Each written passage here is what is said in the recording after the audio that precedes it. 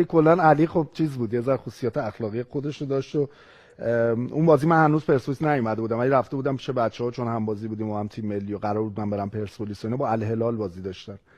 بعد غذا خب معمولا روز بازی جوجه است و یه ذره پوره سیب زمینی، یکم ماکارونی بدون سس چیز، همینه غذای روز بازی. بعد مثل که علی پا شده بود و قیمه خواسته بود رفته تو آشپزخونه قیمه خورده بود، اینقدر قیمه ریخته بود اومده بود و احتمالاً علی آقا هم خودشو زده بود به این که نمیبینه، ولی چون میدونستیم بالاخره بازیکنی که کار خودش رو میکنه، ولی اینه دیگه سیستمش اینه. قیمه رو خورده بود و بعد بازی شروع شد. از دقیقه 1 این عربا رو دریبل میزد الهلالیا رو تا دقیقه 90.